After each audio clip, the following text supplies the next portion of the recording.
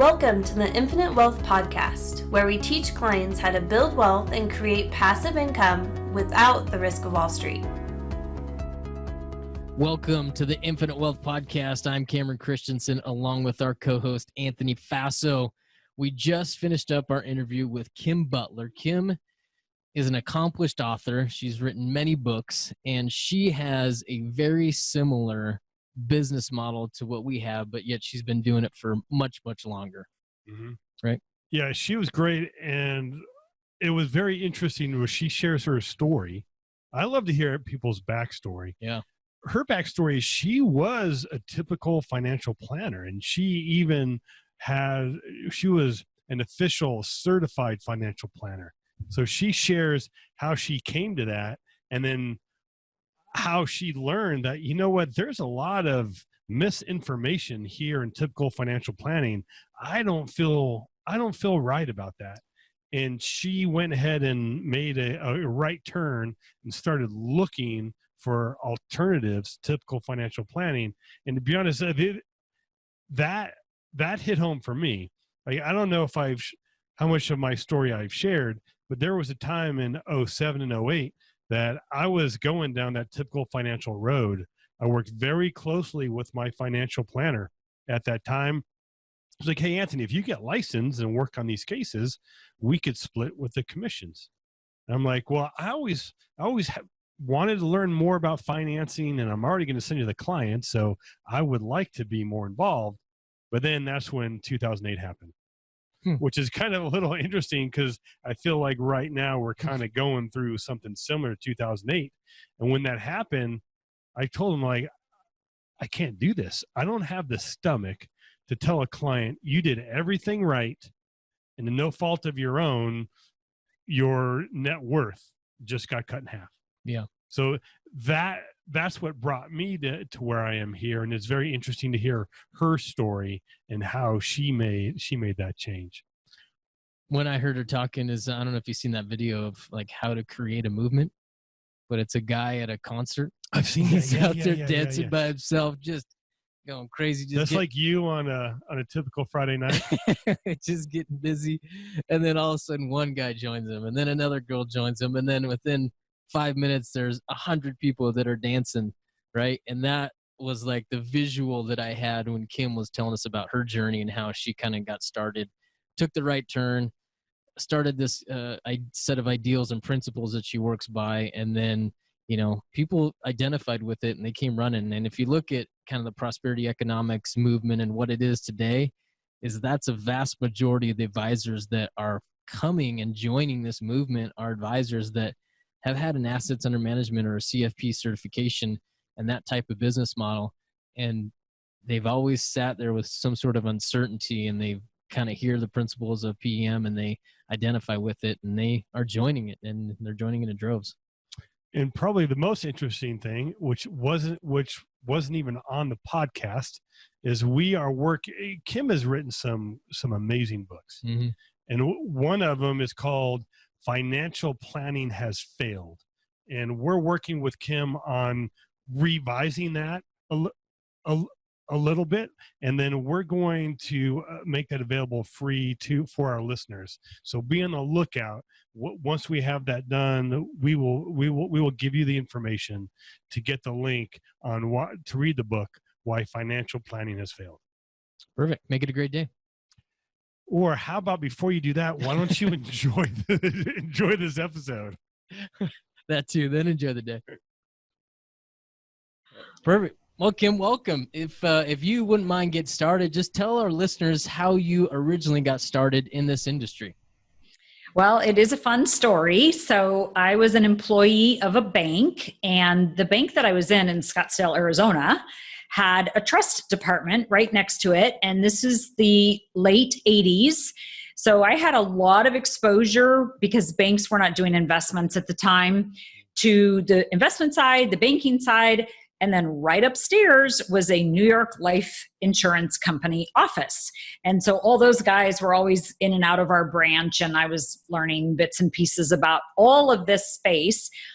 And I decided it was time to leave the bank. I'd been there a while, and banks have a lot of rules, and I'm not a very good rule follower. So I left and pursued the financial industry. And that term encompasses stockbrokers, life insurance agents, bankers, of course, property and casualty agents. And I just kind of looked at all of the various spaces and tried to go after the space that I felt had the broadest approach, because I felt like, remember, this is pre-internet, I felt like the best way to help people was to be able to pull it all together the best way that I could. And so I landed in a spot that enabled me to do that. I started getting my certified financial planner designation, the CFP, which is, of course, a fairly logical one for somebody in that realm. And all of that went fairly smoothly for about 5 years. And then what happened? Yeah, thank you. You got us both. I had a total crisis of confidence because I was handing out these financial plans, again, pre-internet, that were based on so many assumptions. And I had just spent some time in the back room of the office at the computer fussing with the assumptions so that the financial plans worked. Like, oh my gosh, they can't save that much money. Let me tweak interest rates, tax rates, inflation rates, all kinds of assumptions. Let me make them live longer, die sooner. I mean, you name it. We would tweak all these assumptions to make these financial plans work. And if you're somebody that has some honor and desire for honesty and transparency, you cannot hand out very many of those before you literally get sick to your stomach every time you even see one. Sure. So I quit. Interesting. I just said, I'm not doing financial plans. They're worthless. And that didn't go over very well in the office. And so I went back to talk to all of my really good clients from the bank and the early years in my financial planning career to find out, okay, this financial plan thing clearly is not what you've been doing. What have you been doing? And all of them to a T said, well, we focused on saving money, like saving as a verb, right? Putting money away consistently, as often as we could, as much as we could. And we focused on never losing that money. Seems pretty simple, right? Oh, yeah. How basic is that? And so I switched gears. I interviewed some more. I found some financial advisors that were steeped in economic law, because financial planning may be mathematically correct, but it has nothing to do with our lives. And economic law is like gravity. Like, economic law works no matter whether we like it or not. And so you can either choose to bring your interaction with money in alignment with economic law, or you can choose to pay the price of not doing that.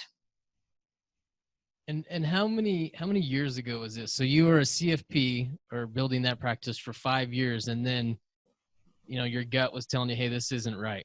We've got to make a transition here. And so you changed courses. How long ago was that, just roughly? It was 1994, 5, 6 range. Okay. Really right before the internet came about, because I had to do the research to find these people that were practicing with economic law the old-fashioned way. Yeah.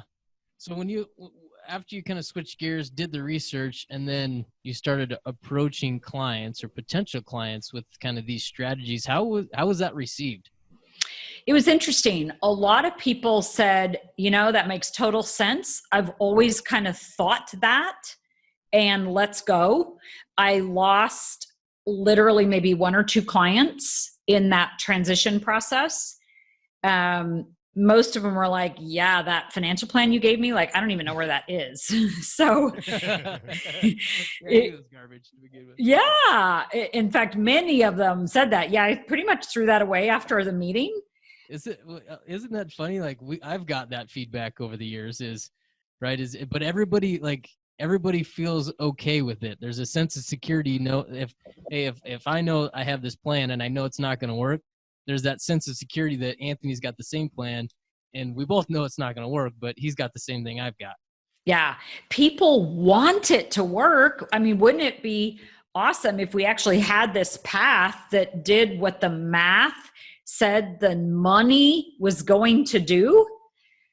But money doesn't work the way math does because it has the human element installed in it. And so we cannot be making assumptions about our money for more than 2 or 3 years out. I mean, it's fine to do it to learn and look and analyze, but in the end, you've got to bring it back to what you can do today.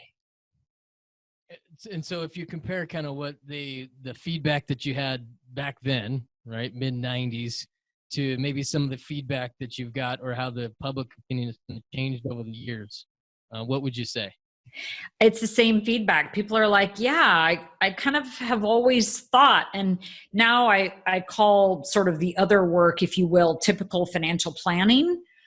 And whether they've actually done a financial plan or not, it has a whole bunch of components to it, particular strategies that people are using with their money.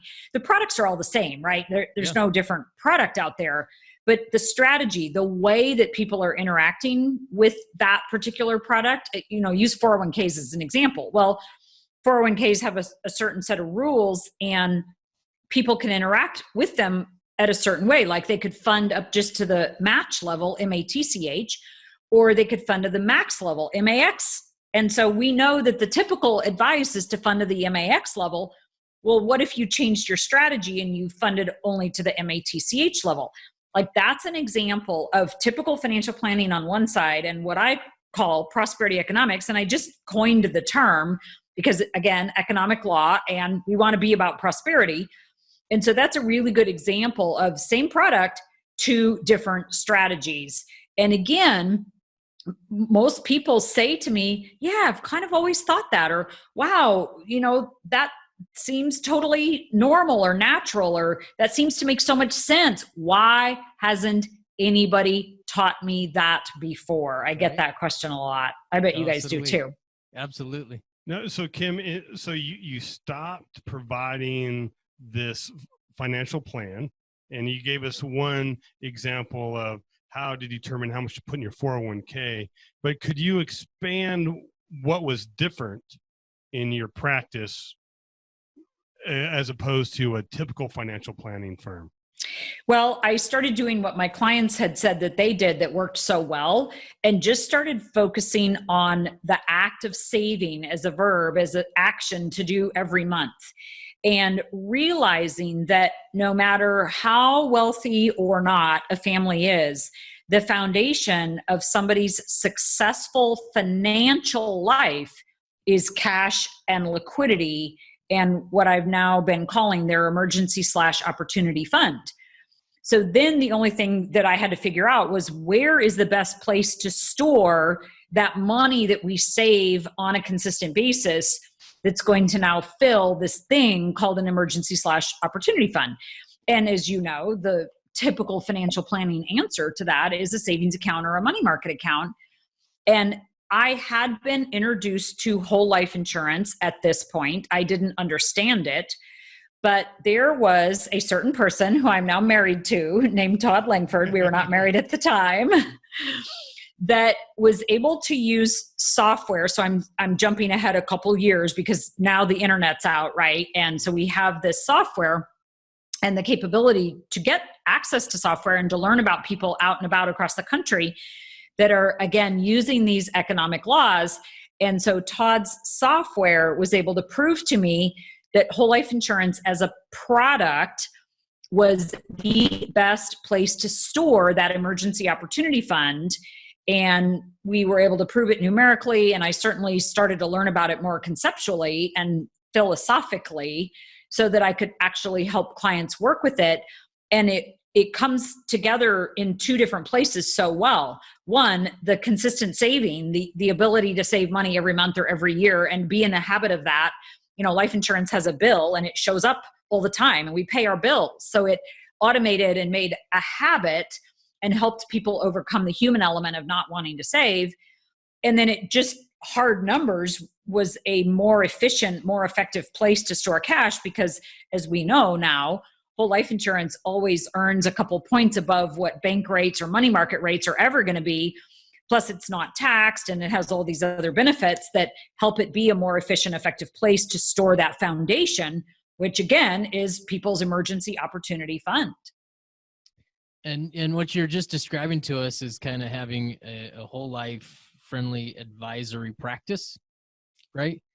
Well said. How I'm trying to figure out how to say this is, has your advice changed over the years from when you first started doing this to now? Has it changed in any way whatsoever? No, and that's the best part about it. And as you guys know, whole life hasn't changed in a couple hundred years, depending on when you say that it started, right? At least 150 years. And so this boring yet very effective product continues to be our recommended foundation for people to grow their wealth with. And it's not an investment, it's a savings account equivalent. And it is so important for people to have emergency/opportunity funds. And the bigger wealth they build, the bigger opportunity funds they want to have. And so it just combines all those pieces and parts so well. Plus the obvious connection that last time I checked, every human being does die. And so it's emergency with opportunity, with a legacy, all brought together in one very boring, yet very efficient and effective product. And then, as you guys know, we have all of the strategies that we add to that product to really make it sing.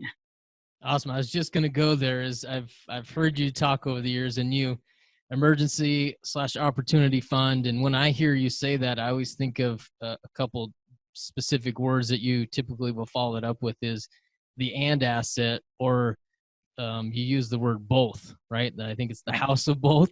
You mind exploring on that a little bit? Absolutely. So many of our places are or assets. They are, you can invest in real estate, or you can save the money and be liquid. You can prepay your mortgage, or you can build your life insurance policy. And that wasn't a good example because I just brought the insurance in. Let's try that again. Yeah. You can prepay your mortgage, or you can buy another real estate deal. You can put your money in a 401k, or you can put it in after-tax investments. It violates a law of economics. And that law is that money wants to be moving. Money wants to be an and asset. Money wants to do the real estate and the retirement account and the liquidity and everything that you want in your life. And so when we look at life insurance as a product, and we add the strategy of the knowledge of its capacity for collateral, because collateralizing the cash value, borrowing against that cash value, which is what we do with real estate and we do with lots of other things, is the beginnings of the and asset, because we know that we can fund the life insurance policy and have it do its job as our emergency fund. That is its first job. And we should always leave our emergency fund in there. And then the opportunity fund is on top of that. And when we can borrow against that, now we've created the and multiplier effect. So back to the economic laws, when money moves, it multiplies. And when money is not moving, like is what's happening in our economy right now, literally today while we're talking, because everybody's afraid of what's going on, money is stuck. And when it's not moving in our worldwide economy, it's not multiplying. Well, our own personal economies are no different. When our money is not moving, it's not multiplying in our own personal economies. And we like to put dollars in these or assets, which are then stuck. Doesn't work. Yeah. I was going to touch on this is again on the wording, right? As I've been listening to you and Todd very carefully over the years, and of one of the lessons that you guys give are that words are very important. And as an example, I know you're very intentional with the wording you use to describe kind of our type of work. Can you maybe touch on and tell our listeners a little about the difference between typical versus traditional? Yes. So this took me a long time to figure out. First of all, what to call what we did. And again, the coining of the term prosperity economics. I mean, I need to give like 50 people credit for that. It was just a compilation of ideas. I don't know who those 50 people are, but they have earned the credit. And then the idea around the word typical. So to reinstate, you said there's typical financial planning and there's prosperity economics. And what used to happen is I would call our work non-traditional and I would call financial planning traditional. And it was okay. And non-traditional kind of, this is like 20 years ago, it kind of had its coolness, if you will. It probably didn't have some of the connotations that it does today, but nevertheless, it never felt quite right. And I don't remember when it was. It was probably, I'm going to say around 10 years ago, that it dawned on me that what we do is traditional. All of the work we do, we're talking products and companies that have been around 150 to 200 years. And even when you cross over onto the investment side, I mean, just look at real estate as an investment. That's been around since the beginning of time. And in fact, there's a favorite book that I have. It's called The Mystery of Capital. And it's by Hernando de Soto. Mystery of Capital, Hernando de Soto. And he talks about the law of property ownership in the United States and how valuable that is to us building our own personal economies. So it just was this pretty much a light bulb kind of thing one day, like, holy cow, no, what we do is traditional. So then I had to think of another word for the financial planning space. And I don't know how I came up with typical, but I love it because typical kind of has a little bit of a negative edge to it. And financial planning has a big negative edge. It is wrong. It's misleading. It's a false sense of peace of mind. And I know because I did it for so long.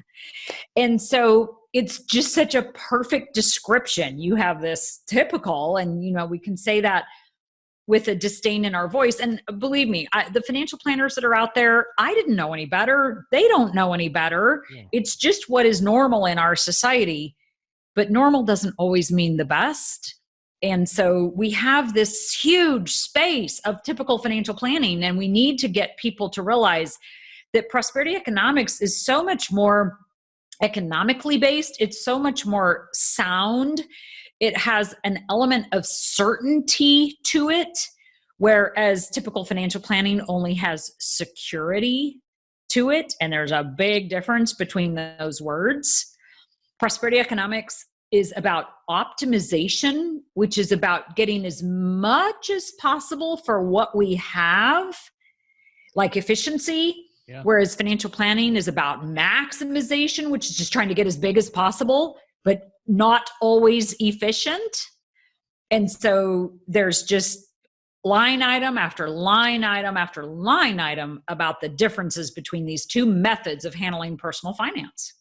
So you've brought up prosperity economics several times here, and you've kind of touched on little pieces of it. But for our listeners, right, the prosperity economics movement is, correct me if I'm wrong, Kim, here, but to kind of the set of ideals or principles that I know you don't like taking credit for things, but that you've kind of put out there, and a whole bunch of us advisors have identified with and kind of came together. And to your credit, you've brought us together. We're all across the country now, right? And so you not only provide kind of similar content for us to be able to use, we have the same train of thought, but now you're putting on events, you're bringing everybody together. And I will personally say that the events that you put on are, they are just a breath of fresh air, because a lot of the events that you go throughout the year are almost contrary to a lot of the beliefs that we have as advisors. And so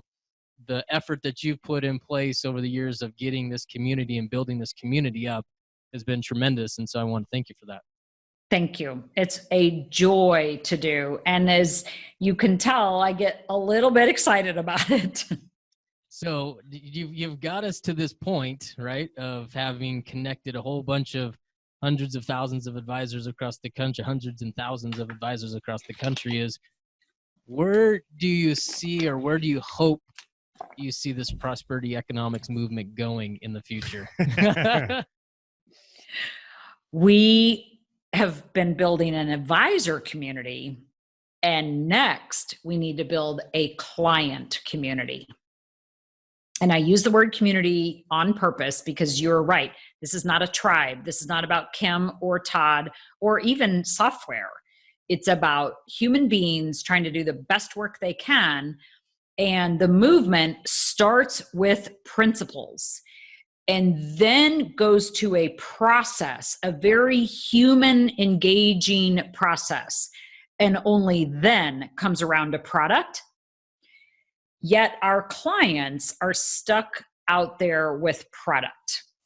And so though it's going to end up being a little bit backwards, we need to build that client community. And I'm working on it because our clients get stuck going to the water cooler at work or having coffee with a friend and saying, I own whole life insurance, and having the horrified look of their person that they're talking with of, oh my gosh, no, you got that? That's horrible. You know, it has litany of reasons why it's bad.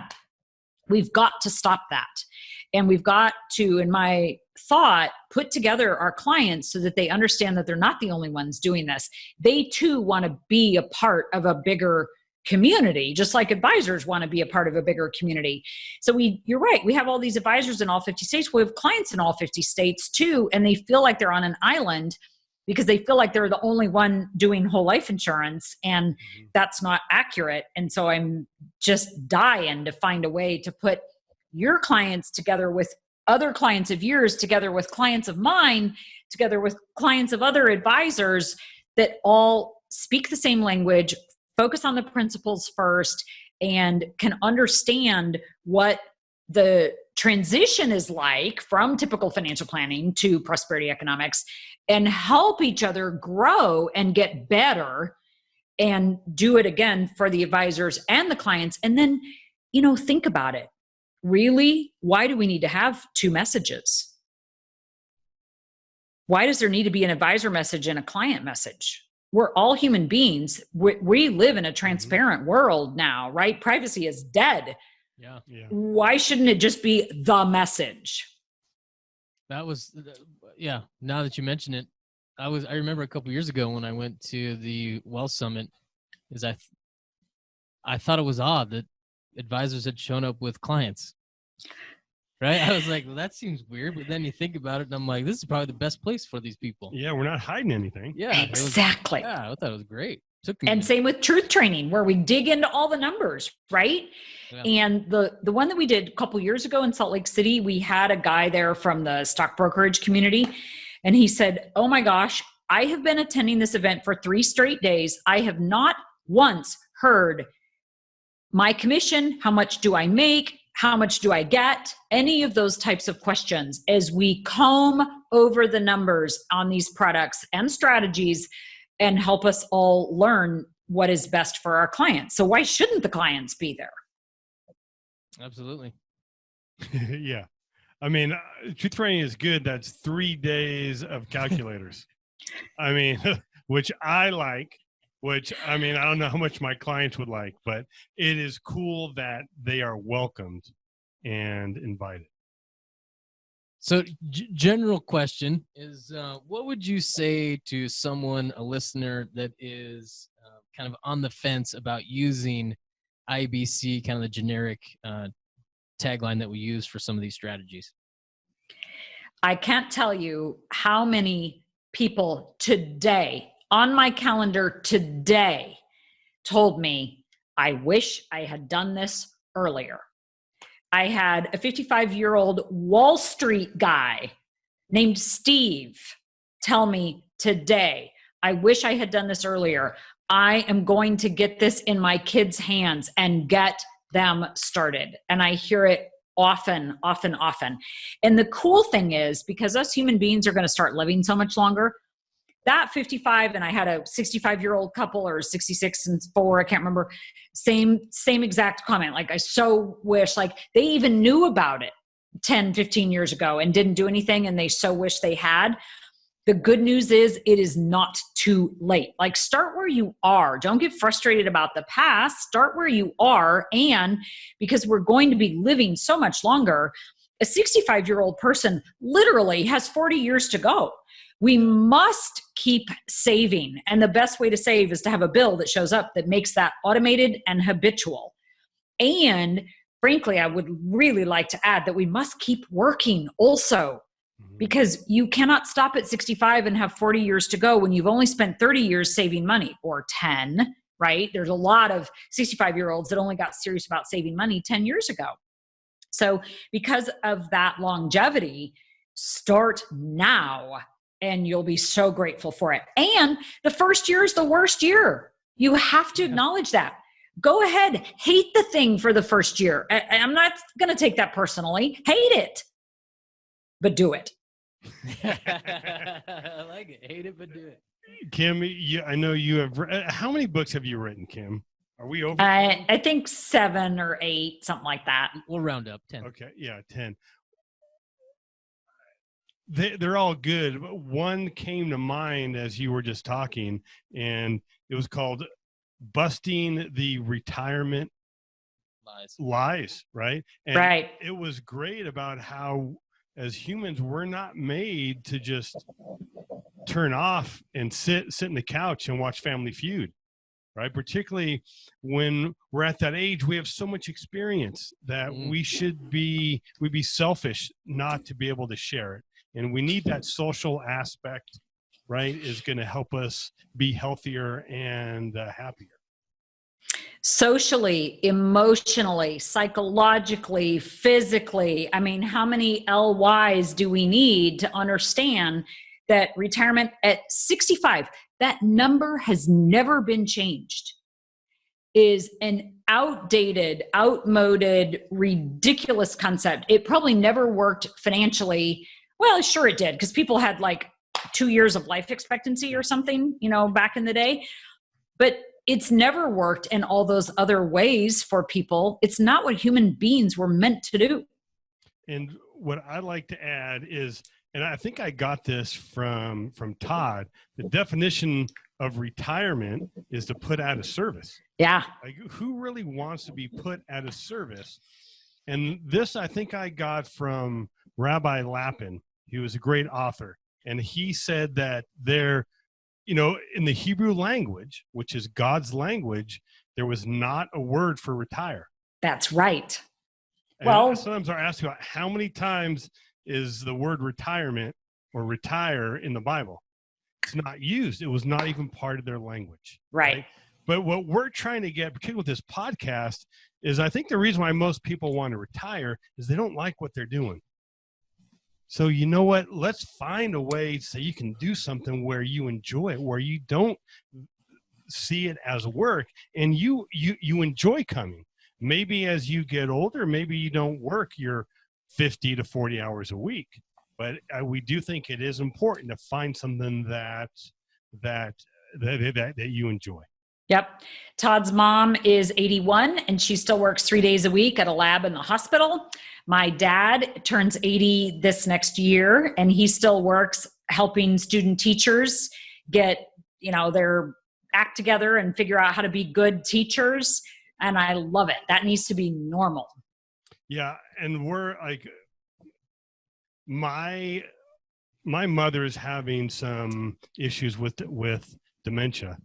And I know, so now I'm trying to be more proactive because I want to make sure that I plan to live healthy and I want to make sure that my mind is as well.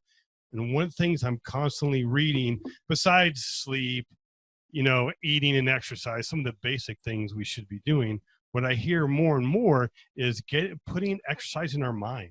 Yeah. We need our mind is like a muscle and we need to work it. And when we don't, just like any other muscle. And to be honest, I think I saw a difference in my mom from the difference between when she went to work every day, she had to be somewhere at 9 until 5, and she would dress for the day and interact with people. Once she stopped doing that, I did see a difference in her overall well-being. Absolutely. Right. Yep. Kim, you've got a bunch of books, right? You've already given us one, but this is a question we'll typically ask all of our interviewees. Is there a book or two that you would recommend to our listeners? Absolutely. So Peter Diamandis's The Future is Faster Than You Think is my new fave. It just came out in January. So Peter Diamandis, The Future is Faster Than You Think, directly addresses what we've been talking about in terms of human longevity, and has a whole bunch of ideas in there to really give people confidence around all the technology that's coming down the road and the convergence of it all. You know, we have drones, but then we also have artificial intelligence. Well, how are these two coming together, and what are the amazing things that they're going to do in our world? And he has a quote in there, just what we were talking about around work.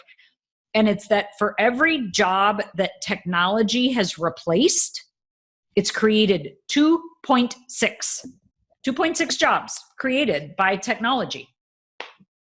Awesome. You know, I never hear that. Go ahead. I think that's one thing I think we're saying the same thing. We always hear about the job loss. Right. We don't hear about the jobs created. And then Yep. also, I'm going to throw in there Perpetual Wealth, right, which is your most recent book. Tell our listeners where they can find that at. So Perpetual Wealth is still in a little bit of a draft form. So this is a treat for those that don't mind handling a PDF. And I know you'll put the link in the show notes because it's long. It's partners number 4, prosperity.com/perpetual-wealth-book. I apologize for that. So check the show notes. That is a big project that started with my sister, Tammy, who you guys know, Tammy Brannon of Blueprint Process, and culminated with me and Kate putting our heads together as we have done for so long. And I love it because it's a family-oriented book. It's a pretty deep dive into what it takes to build and keep perpetual wealth, and helps families pass it on from generation to generation.